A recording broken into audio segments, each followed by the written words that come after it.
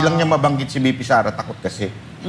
Oh, alam mo naman si Marcos, medyo weak yan eh. Parang pagbabanggitin yung pangalan ni BP Sara na Duterte, nanginginig yan eh. Sa akin ho, wala. Pasangawa na lang itong sonang ito. This is the worst sona I have ever heard in my life in government. Pababa na naman siya eh. So, and go down swinging, ika nga. So, that's okay. what I would like to see.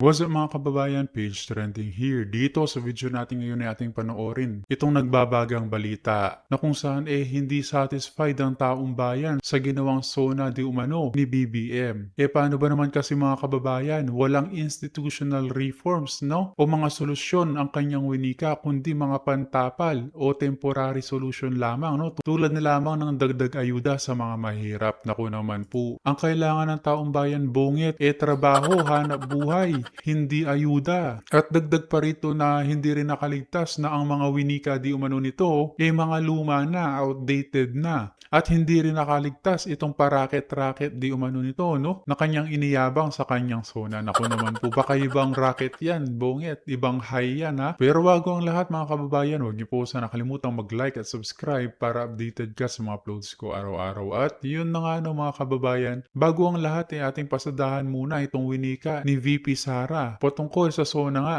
ni Bongbong Marcos na kung saan tinawag niya itong parang PR stunt lang no o pagpapakitang sikat lamang sa mga Pilipino na siya namang may katotohanan din sapagkat hindi satisfied ang taong bayan sa kanya. Wala naman siya napakulong sa flood control scandal eh.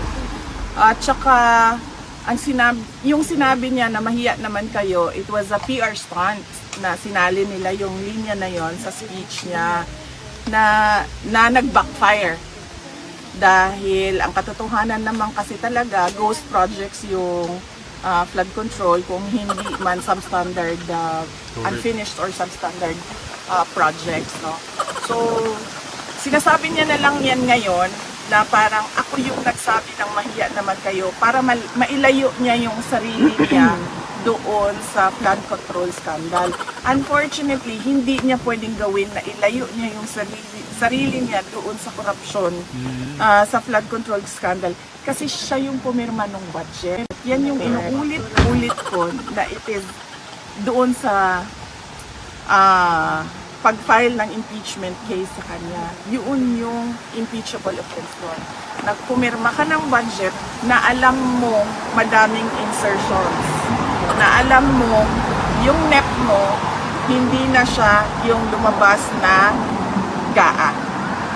At kahit pa man na nakikita mo na merong anomalya doon, pinirmahan mo pa rin yung budget. Kaya hindi niya panilayo yung sarili niya just by saying na ako yung presidente na nagsabi na mahiya naman kayo at ako yung presidente na nagpakulong dahil wala namang nakulong na walang nakulong na mga tao na tumanggap ng mga maleta na galing sa flood control scandal. Di ba yan din yung sinabi niya last year bago mag-December may makukulong na? So meron bang nakulong bago mag-Christmas? Wala.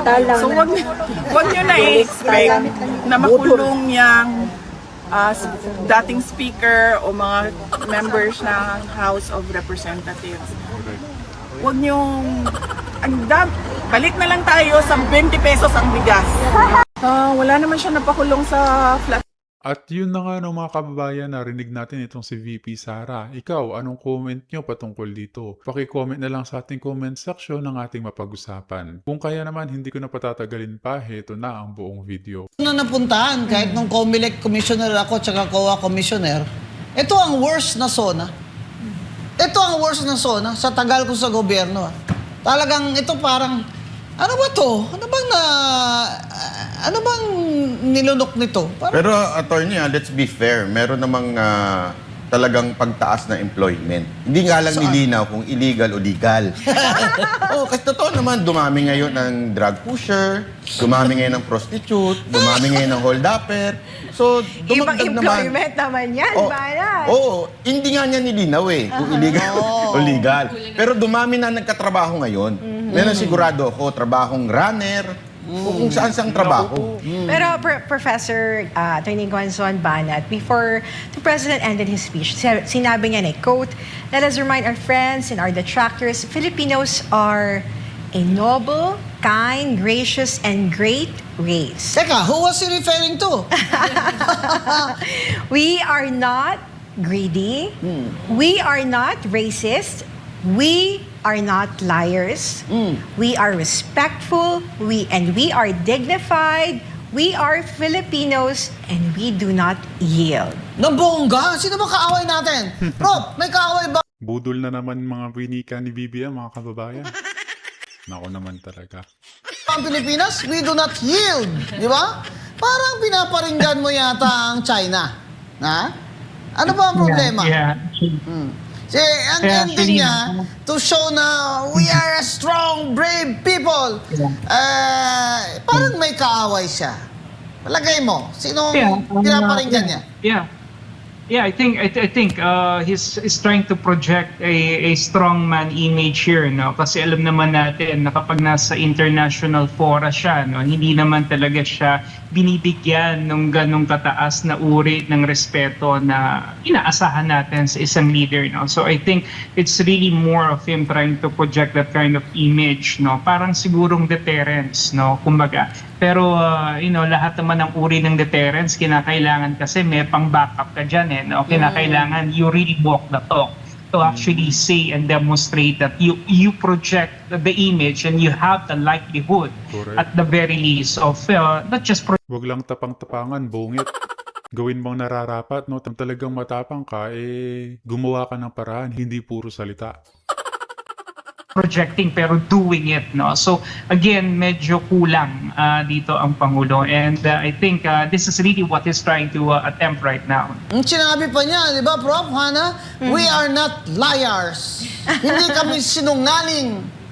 Hindi sila greedy, hindi Actually, gahaman. mamana sa tingin ko, eto parang, kasi yung packaging na matino ang Pilipino, maayos ang Pilipino, parang parinig niya to kay VP. Na parang si VP Sara Duterte, violente, bastos, masama ugali ng mga Duterte. Pero tayo ay respectful, maayos tayo. Sa tingin ko parang doon yung patama ni Marcos eh. Hindi lang niya mabanggit si VP Sara, takot kasi. Alam mo naman si Marcos, medyo weak yan eh. Parang pagbabanggitin yung pangalan ni VP Sara na Duterte, nanginginig yan eh. pero alam mo, magaling ang mga advisors niya eh, sa persecution. Magaling. Biro mo, pinlano na ganito, na ipakukulong si Senator Marcoleta on the day the impeachment trial opened. Diyan, wala yan sa State of the Nation address niya. Pero, diyan naman talaga ako, talagang hangang-hanga ako kay BBM sa tingin niya sa sarili niya na siya ay mabuting tao at hindi siya sinungaling at hindi siya magnanakaw. Itong SONA na ito ang dapat magsilbing tagasukat. Susukatin natin siya na pag-end ng term niya ay ito ba, ang mga sinabi niya dito ba ay totoo? Ina, before ko hinga ng last message yung ating mga guests tonight, basahin ko lang yung statement from Executive Secretary Ralph Recto. Sabi niya, in reaction dun sa naging State of the Nation address, si Pangulong Bongbong Marcos said, tamang timpla, malaman at hindi bola-bola. Ganyan ang SONA, nag-uulat, nagmumulat, nanggugulat din. It is a fair rendition of what has been done, but I dare say incomplete. Due to time constraints, because a SONA should never be Wikipedia broad and telenovela long. As for the what is to be done portion of the SONA, it is clear that he spelled this out. Itemized for easy monitoring come implementation time. His call is for everyone to dial down divisive politicking and ramp up work that will bring peace and progress to the entire nation. Anong masasabi mo, Atty. Gonzon? Ay, nako.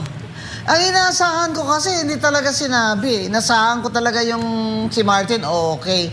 Yung inasahan ko isa, hindi niya sinabi yung economic and fiscal policies. Ano na gagawin mo ngayon? Magla-last 23 months ka na. Kaya dyan, tulog sa pansitan si BBM. Hindi ako sang-ayon sa report o comment ng Executive Secretary. Kasi sa mga sinabi ni BBM, mahirap paniwalaan. Mahirap paniwalaan dahil wala naman siyang specifics na binigay sa atin na institutional reforms. Puro ayuda. Tsaka yung palipad ng, palupad ng isip ba? Papalipad pa ng isip yung mga rocket ship na yan tsaka mga nuclear energy. Kaya sa akin ho, wala. Pasangawa na lang itong sonang ito. This is the worst sona I have ever heard in my life in government. Pero better luck next time, BBM. Professor Canilong? Yeah, actually, kanina nung nagtatalumpati siya, I was listening intently dun sa SONA together with my wife. And talagang every time, parang wala yata siyang binanggit doon na hindi kami nagkaroon ng reaction na talagang either matatawa ka or magugulat ka kasi hindi natin alam talaga kung ano yung pinaghuhugutan niya or saan nanggagaling yung mga datos na sinasabi niya. So, para sa akin talaga, I agree. Talagang maaaring itong statements na to ng ating Executive Secretary, of course, is really meant to put praises dito sa ating Pangulo. Pero at the end of the day, talaga may kita natin that there's really this disconnect. I think this is a SONA that really failed to communicate to the people what the public really demands at this point in time. And I think ito yung pinapakita rin na yung ating Pangulo ay nasa ibang plane of consciousness, and I don't know where he is at the moment, but definitely he is disconnected with the reality. Ganon din naman yung kanyang mga nakapalibot sa kanya, mukhang ganon din naman sila mag-isip because definitely they are in the same level of existential reality. I don't know what that is. Pero kung titignan natin yung tunay na kalagayan ng ating mga kababayan, doon talaga sa masasalamin yung katotohanan. And I think hindi magsisunungaling yung mukha ng kahirapan. Yun po yung atin dapat talaga rito tignan. Ina? Bago po tayo tuluyang magtapos. So habulan po natin itong statement ni Congressman Paulo Pulong Duterte. Sabi po niya, response po ito sa SONA po. Sinabi ng Pangulo na nalulungkot siya sa kinakaharap sa kasong plunder ng kanyang pinsan na si Martin Romualdez. Dagdag pa niya bilang Pangulo ng Pilipinas at hindi lamang ng kanyang pamilya o mga kaibigan, kailangan niyang tanggapin ang nangyayari. Maganda sanang pakinggan ang pahayag na iyan kung pareho rin ang ipinapakitang malasakit sa sambayan ng Pilipino. Habang naaawa siya sa kanyang pinsan, kailan siya huling naawa sa milyong-milyong Pilipinong lugmok sa kahirapan, dumadaing sa walang tigil na pagtaas ng presyo ng pagkain, mataas na singgil sa kuryente at patuloy na pagliit ng halaga ng kanilang kinikita. Marami na namang matatamis na pangako ang narinig natin. Marami na namang ipinagmamalaking tagumpay, ngunit may isang bagay na kapansin-pansing hindi niya matalakay, ang mga isyong matagal nang hinihinga ng sagot ng taong bayan. Kung tunay na Pangulo ng Pilipinas ang nais niyang makita o ipakita, hindi sapat ang pagpapakita ng kalungkutan sa sinapit ng isang kamag-anak. Mas mahalagang ipakita ang tapang na panagutin ang sinumang nasa likod ng mga alegasyon ng katiwalian, anuman ang kanilang apelyido, posisyon o impluwensya. Hindi simpatya para sa mga makapangyarihan ang hinihingi ng taong bayan. Ang hinihingi nila ay katotohanan, pananagutan at hustisya. Hanggat hindi nasasagot ang mga tanong tungkol sa bilyong-bilyong pondong ginugol sa flood control, sa kontrobersya ng PhilHealth Funds at sa Maharlika Fund, mananatiling kulang ang anumang SONA sa mata ng mga Pilipinong patuloy na naghihirap. Ang tunay na kalagayan ng bansa ay hindi nasusukat sa palakpak o palakpakan sa loob ng batasang pambansa. Nasusukat ito sa laman ng hapagkainan ng bawat pamilya, sa presyo ng mga bilihin, sa kalidad ng serbisyo ng gobyerno at sa tiwalang unti-unti nang nawawala sa mga institusyon ng pamahalaan. Huwag bayad ang pagpangatik, bangag. Pero isa ang dili ninyo maatik. Ang mga Pang-atik. ninyo maatik. Ang mga issue sa flood control, ang PhilHealth funds o ang Maharlika Fund nga gibalutan sa mga aligasyon sa korupsyon. Atikata, atikat. Yun po ang naging pahayag ni Congressman Pulong Duterte. Mas fair po ba ang comment ni Congressman? Ano pong tingin niyo? Manat Bay, take it away. Basta sa akin, na conclusion ko, confirm. Positive. Oo, confirm eh. Kasi talagang iba rin iba yung lipad nito. Yun lang masasabi ko, iba yung lipad niya. Wala sa hulog eh. Wala yung, una-una talagang masyadong politiko yung pagsasabi niya. Ang nakakapagtaka, pati yung kasamahan niya ganun. Sabay-sabay sila. Sabay-sabay sila bago pumunta sa SONA. Kasi ganun din eh, di ba? Imaginein mo ngayong araw na to, may nag-breaking news din eh. Marami daw ang pumunta sa appliance center. Dahil? Nabasag yung mga TV nila. Kasi nung pinanunood, galit na galit. Parang, okay ka lang, hirap na kami. Yun yung pakiramdam ng mga Pilipino, hirap na kami.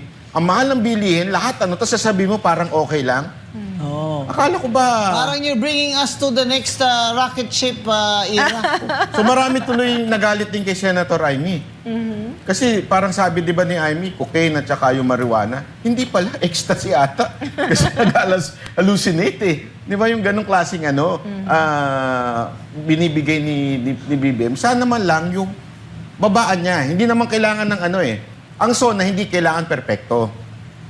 But real state of the nation. Yun ang kailangan. Tapos, magbibigay ka ng, eto gagawin namin, mga konkretong gagawin namin. Hindi yung racket na ang layo naman doon sa pangangailangan ng mga Pilipino. Hindi namin kailangan ng racket. Kailangan namin murang bilihin, magmura yung Meralco at iba pang mga power dyan. Kaya di maiwasang pagtawanan na lamang itong SONA ni BBM dahil sa mga winika nito. At saka pati yung gasolina, yun ang kailangan namin, hindi racket. Yan. Ang totoong SONA sana ay tumukoy sa kahirapan at gutom. Dahil yun talaga ang unang hinaing ng mga Pilipino. Thank you so much, Attorney Guanzon. Right, let's continue our discussion on the President's fifth State of the Nation address. We're now joined by political strategist Alan Herman. Good morning to you, Alan. Always a pleasure to have you. A pleasure is always mine, Karen, and happy to be here. It was quite a good SONA. All right, so let's talk about that first. Let's talk about first the structure itself, the SONA itself. Bago natin i-fact check, yung mga pangako, yung allegedly kulang, dun muna tayo sa, meaning the speech itself. Dun tayo. Yes. All right, Alan, go ahead. Well, I liked it because number one, he walked out alone as in other SONAs, so he sent a clear message, seryoso ko. I'm not being followed by a contingent of uniformed military personnel. Wala yung mga usual taga-saludo sa hallways as other presidents have done, yung mga shake hands later on na yun. When it was finally his turn to walk, as he was walking, inside the plenary, they showed on the screens a giant video of him saying mahiya naman kayo, which was a throwback to his old SONA. To his SONA of the previous year. So immediately the question was taken out of the way, because everybody, and I have to tell you this, everybody at the plenary waiting was wondering, is he, won't we? There was that big question. Isasama ba niya? He got it out of the way immediately when he showed, when we flashed that, they flashed that giant screen of his words last SONA. And then even the choice of song, the opening prayer, let there be peace on earth. So this is a president that wants to build bridges. This is a president that wants to say, tama na yung away-away. Let's focus on the task at hand. I thought that was masterful. If my only Well, critique in clearly terms you of- were in the audience Yes, You were yes, I there was. because you're analyzing this from a personal point of view of actually hearing the song and seeing the singer possibly in front of you. Yes, yes, Right? quite Okay. near me But let's actually. move on from the singer. So I think the video mahiya naman kayo, and the president just gets it over with. He addresses the elephant in the room and Immediately. talks about the former speaker, nakakasuhan, and in effect, anong mensahe nun para sa'yo? Well, akin first the structure, the form, no, before the substance. The form was he got a soundbite early. Palakpakan agad. Hindi ako pangulo ng aking pamilya. Hindi ako pangulo ng aking kaibigan. Pangulo ako ng buong Pilipinas. So, palakpakan. He got that Yeah. soundbite early. He didn't And you know actually what? mention. Listening to that, it was so powerful. I think at one point, many of us would have wished he said that earlier on in his term. Like when he Absolutely. won, the minute he won, if he had said that, right? That yun, Alam mo, Karen Davila, kahit nasabihin niya yun sa unang sona pa lang niya, walang maniniwala. Paano ka maniniwala hindi nga niya ni-walk the talk ang kanyang winiwika. Puro na lang siya pangako, pambubudol, pero ni kilos o gawa wala man makita sa kanya. At walang nakaka-proud dun. yun pala yung pagkatao ni Pangulong Marcos Jr. that would have set the tone maybe for even the speaker.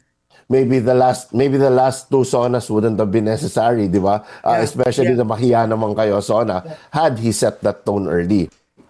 But this is his penultimate sona, the second to the last. So siguro may course correction na. So actually yun yung gusto kong sabihin eh. This is the perfect sona na palanding na. This is But I already like a what you sona said, that is clearly course landing well. correction. Course Yeah. correction. Go on.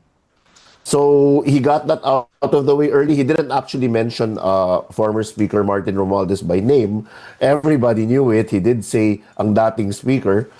Siguro tiniran niya ng konting hiya si former Speaker Martin Romualdez. And then from there, he launched into quite a very detailed sona. I found it a bit long. I thought it was longer than perhaps it might have been. But otherwise, I would have given it maybe an 8.5, 9 over 10.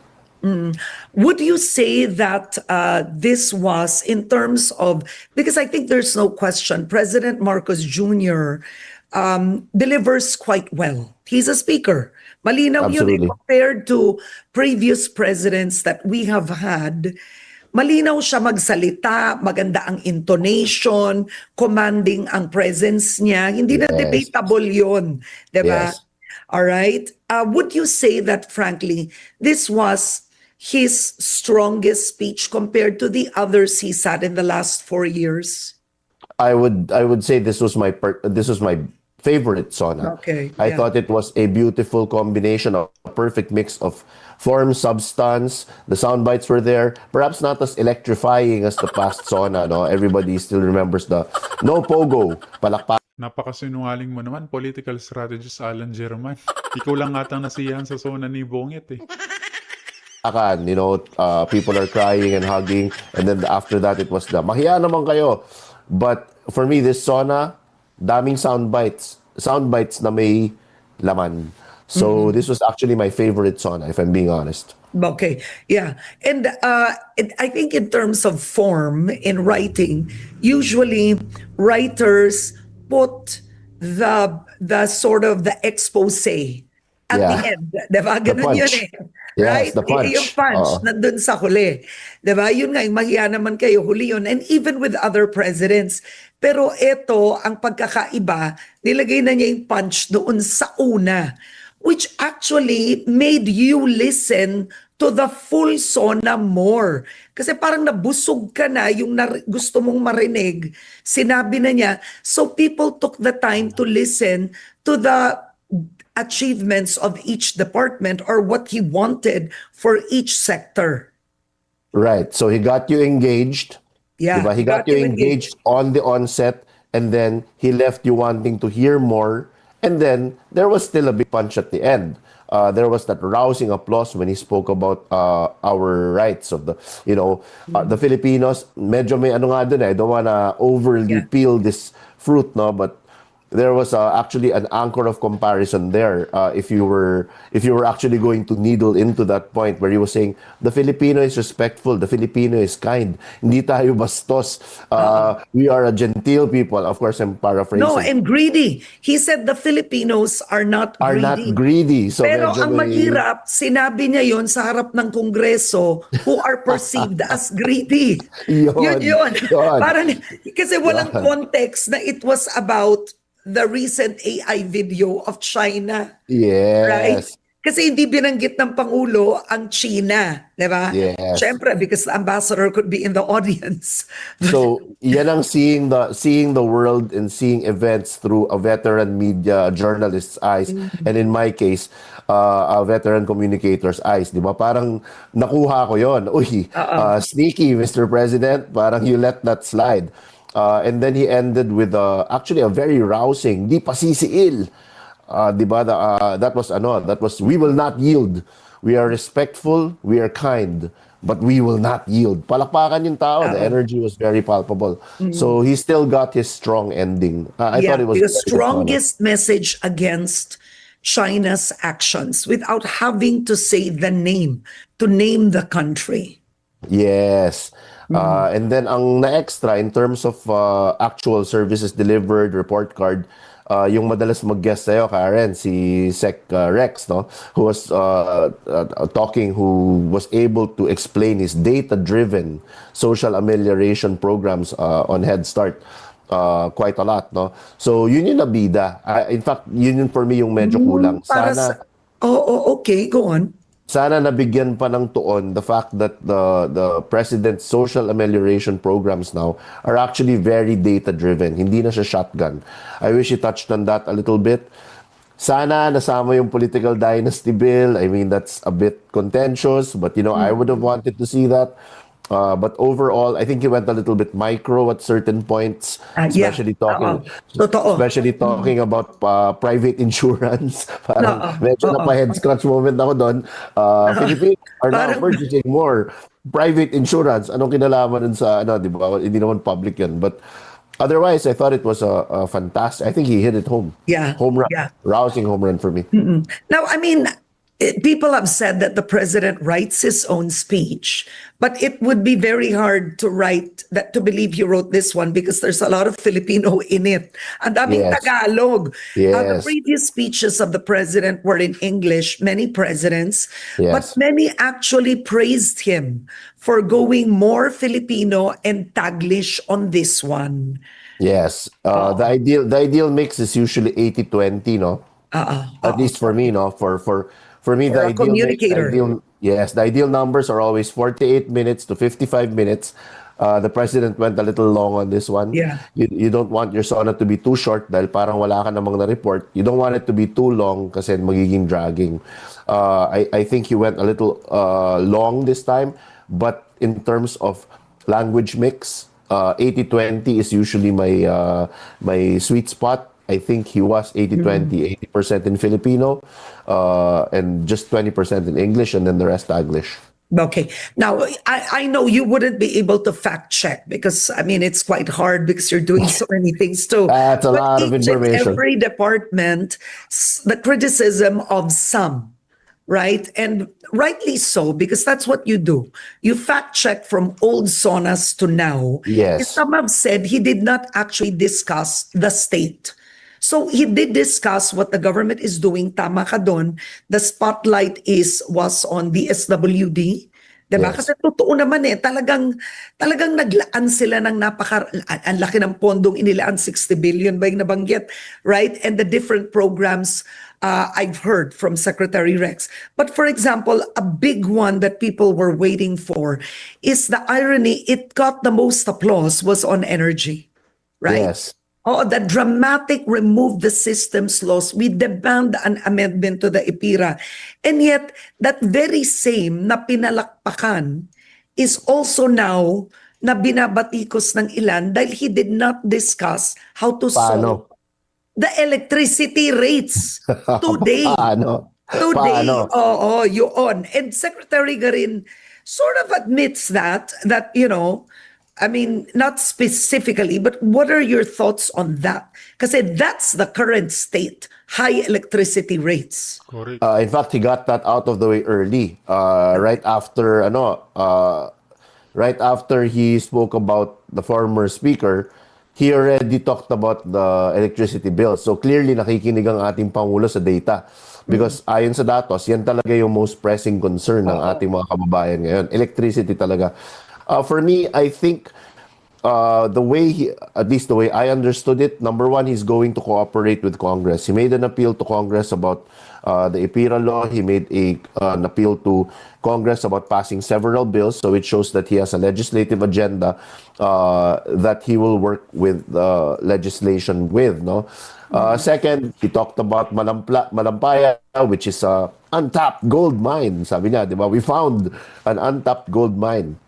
So that was, I think, another point he made about possibly reducing our electricity costs. He talked about hydrogen power.